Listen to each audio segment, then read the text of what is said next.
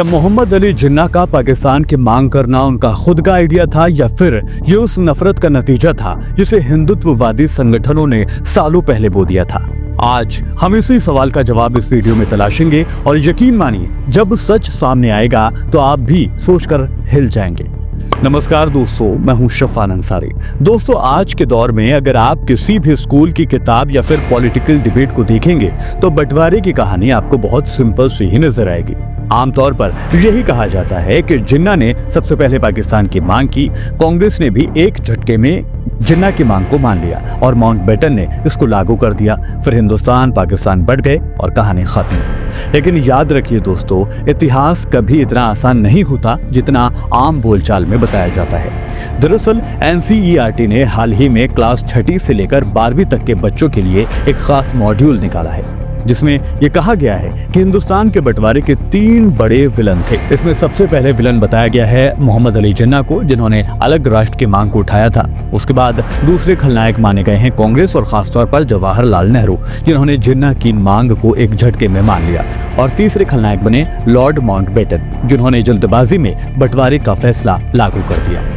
लेकिन पहली नजर में ये बातें ठीक तो नजर आती हैं, लेकिन जरा गौर कीजिए, क्या सिर्फ 3 लोग इतने बड़े देश को तोड़ सकते थे या फिर इसके पीछे कोई गहरी पुरानी कहानी छिपी हुई थी?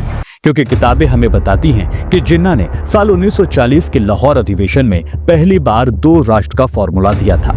लेकिन दोस्तों, ये पूरी तरह से सच नहीं है। असल में साल 1908 में ही हिंदू महासभा के नेता भाई परमानंद ने लिखित तौर पर हिंदू और मुसलमानों को अलग अलग राष्ट्र बताया था। उन्होंने तो यहाँ तक भी कह दिया था कि उत्तर पश्चिम के मुस्लिम इलाकों को मिलाकर एक बड़ा मुस्लिम राज्य बना दिया जाए और वहाँ के जो हिंदू हैं उनको वहाँ से हटा दिया जाए, यानी कि वहाँ से अलग कर दिया जाए।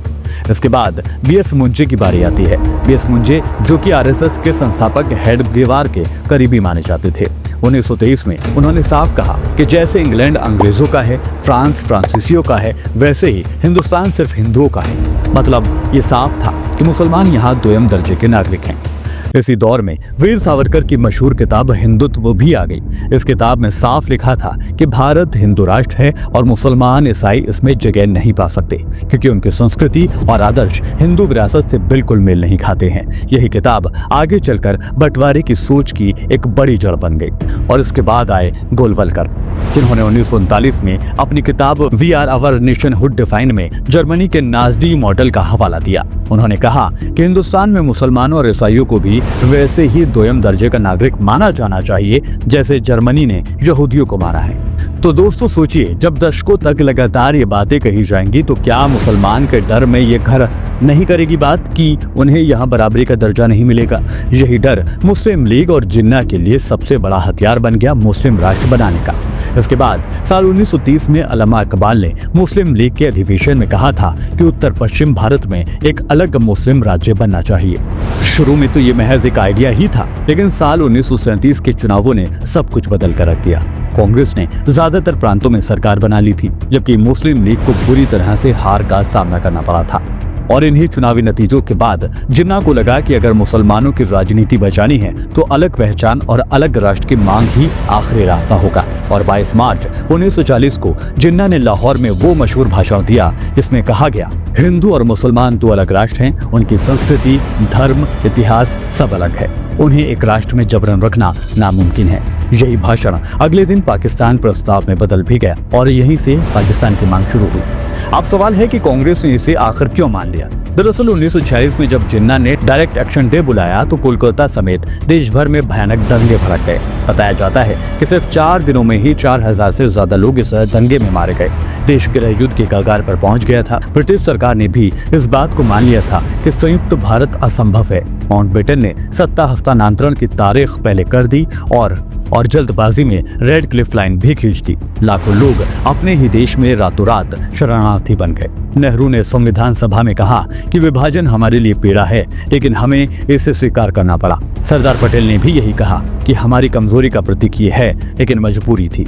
तो दोस्तों, अब सवाल ये है, क्या बंटवारे के लिए सिर्फ जिन्ना, नेहरू और माउंटबेटन ही जिम्मेदार थे या फिर वो हिंदुत्ववादी संगठन भी इसमें बराबर के गुनाहगार थे या जिम्मेदार थे, जिन्होंने शुरू से ही हिंदू और मुसलमान 2 अलग राष्ट्र की बात को पूरी थ्योरी को बनाकर फैलाया था?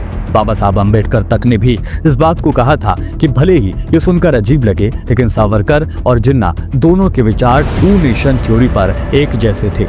यानी साफ है, जिन्ना का डिमांड एक्शन था या रिएक्शन, ये इतिहास आज भी हमें सोचने पर मजबूर कर देता है। तो अब आपकी बारी है, आप बताएं, आपके हिसाब से इस हिंदुस्तान और पाकिस्तान के बंटवारे के पीछे असली जिम्मेदार कौन था? जिन्ना, कांग्रेस या फिर माउंटबेटन, या फिर वो विचारधारा जिसने हिंदू मुस्लिम को शुरू से ही अलग बताया?